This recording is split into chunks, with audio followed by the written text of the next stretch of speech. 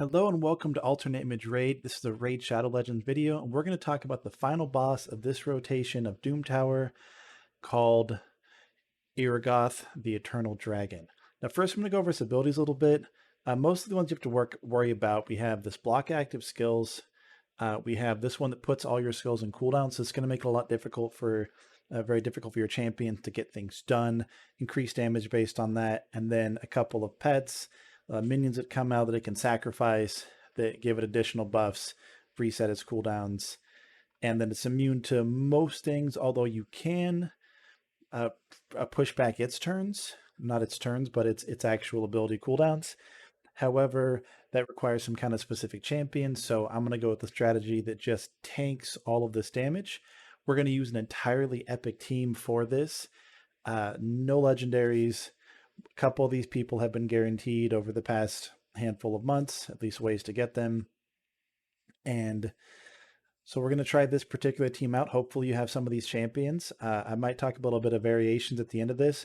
First, I'm going to show the run. Then I'm going to show their stats, even though their stats are not tuned for this whatsoever.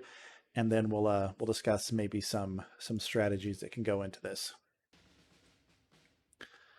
So in this case, I could probably auto the waves, but I'm going to manual only for a couple abilities. I'm not sure if we're actually going to get to them or not. And that's mostly Geomancer over here. I don't want it to use as A3 yet.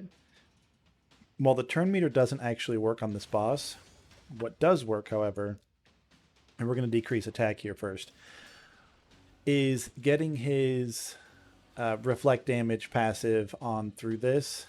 As long as this HP burn is on the target, the boss is going to hurt itself when it tries to attack us. We'll see it does pretty good chunk of damage. Just going. Boom. Now we're going to rely a lot on Vrask here for healing, and then also Vogoth to make sure that we don't take too much damage from any one hit. We have an defense lead here with Tayrel.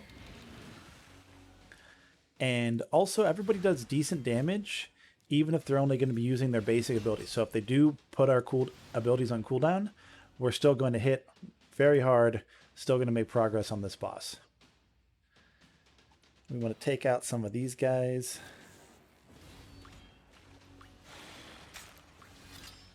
Taking some mad damage. And we don't actually have any kind of revive, so we can't afford to let anybody die. That's going to be kind of the first thing, is this team needs to make sure everybody survives, which looks like it's working out so far. We're going to get that attack down instead of the defense down on this one.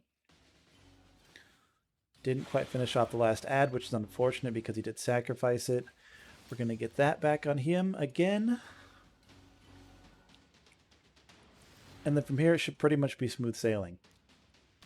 We're just relying on a relatively tanky team. None of these guys are built particularly for damage. Even she has lifesteal set, actually, for survivability. I kind of built her that way for other areas of the game, mostly Faction Wars. She actually is also my campaign farmer at 7 to 9 seconds, so I can show you guys that in a future video as well. And we'll see, he just keeps slapping himself down for damage. I think I'm gonna no, we're gonna try to focus these guys a little bit.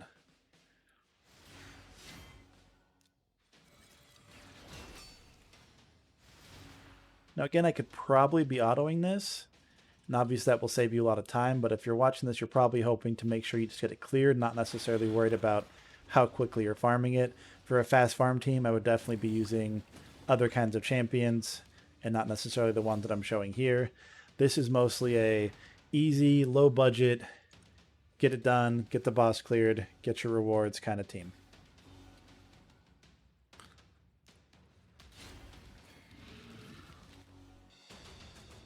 There you go. The boss mostly took itself out.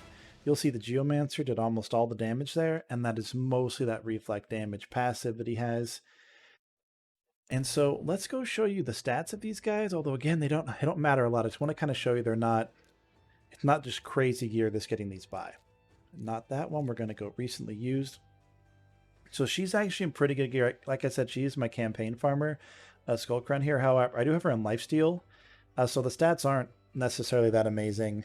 We have her in decent speed, attack damage, not actually enough accuracy because that's not what she's doing. Good attack. She's really a glass cannon outside of the lifesteal gear. And then I don't even have her masteries finished. I just got her down to War Master. I don't think it matters a lot which way you go with her. Now this guy, again, I was using this on Clan Boss for a long time. He does have the War Master for those reflect procs on his passive. And I'm going to show you that in case you're unfamiliar. Whenever an enemy has his HP burn, all the damage allies take gets reflected onto that and has a chance of proccing this ability, which functions basically like War Master does.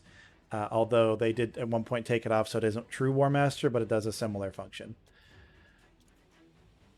I'm going to show his stats again. Not super crazy. Relatively high defense because I want him to survive, and his damage is pretty low.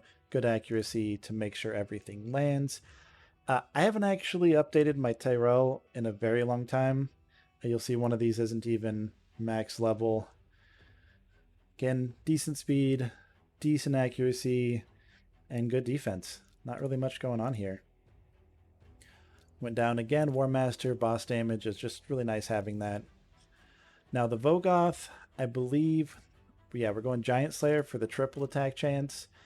But in here in the stats, you'll see I have high resist. I was using this for a different area of Doom Tower. And that's it. Decent defense, okay HP, not really a lot of anything else going on, and accuracy over 250. That doesn't particularly matter in this boss. This guy isn't even level 6 yet. He's 6-star, but I haven't leveled him up. You'll see his HP is already pretty high. Crit rate 100%, and that is necessary, and that is it. Just get his HP up, his crit rate up, and if you're happen to use this guy, it'll carry you along. And you'll see I don't even have masteries going yet. It doesn't matter. This is a really low cap team to get this boss done. I did put this guy in retaliation. I think you should always put Vrask in retaliation because his passive makes your whole team heal whenever he hits, and you just hit. Doesn't matter. No books, nothing. Real easy to get this team going. And that is basically all you need to go through this. I'm going to go back and show you this run one more time. I'm going to try it on auto. We're going to see actually if that works. There is no team AI set up for this. This is a very straightforward team. Go relatively tanky. We're getting this all allied defense in all battles here. Actually, I guess this is a good time to show some alternatives. Obviously, I have a bunch of legendaries and stuff, and many of these would go very well. Sile, if you've gotten her for free, is a great one to slot in there for maybe Vrask, that heal every turn along with the res. Ninja would be better to go in for Skullcrown, more direct damage, although if his abilities do get put on cooldown, it hurts him a lot more. Anybody with an AoE A1, all these guys are going to be really nice in there. Direct heals are fine. We're going tanky and support, so she's going to go good. Doom Priest is going to go good. And this is really flexible. Go tanky. Tanky is the easiest way to beat this boss. It doesn't do an amazing amount of damage. It doesn't do anything too crazy to your team. If you go something pretty tanky with passive healing abilities, that you don't have to worry about that active skills, you don't need high resistance, you don't need high damage. And so we're going to try this one more time to finish up this video. And I'm going to put this on auto and see how it plays out without me taking control of anything. If we die, we die. And then you'll know that you need to manual this if you're using this particular kind of comp. Honestly, I think we'll probably be okay, although it may take a bit longer. Mostly because Geomancer won't put his ability on target. As we see, he already used it on that last round. That is not ideal. He could end up putting it on the ads when we get on the boss as well. So I'm planning on doing one of these for every boss in the Doom Tower. I'm also planning on doing this for basically every content in the game. A little guide, a little team. If you have ever gotten this far and you don't see your team represented, you don't see something that you can do, definitely drop something in the comments and let me know, hey, I can't do that team.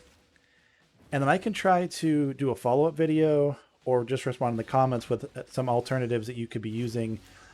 And if we get enough of that kind of comment, that would be a great series I'd like to start in the channel as well. More specific, hey, here's different. I am 2 years in this game, although I am using a fairly budget team that has not been very geared out.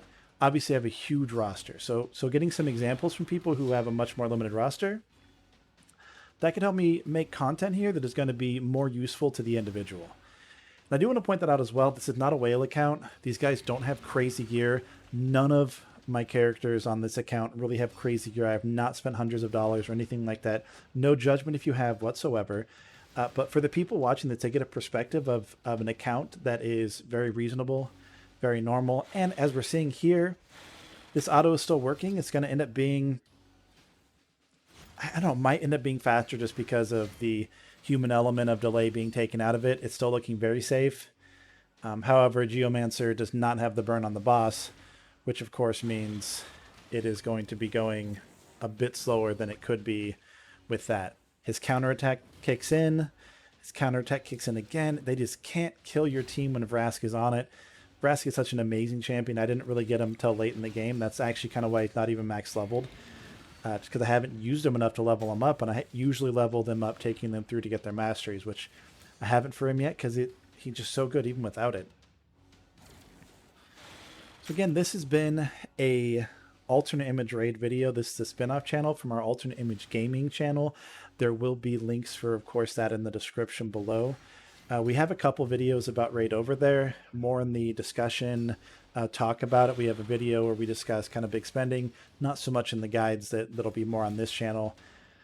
But if you do find that you are interested in more of this content, check that out, sub here, and I'll just let this finish out, and then otherwise, have a great day.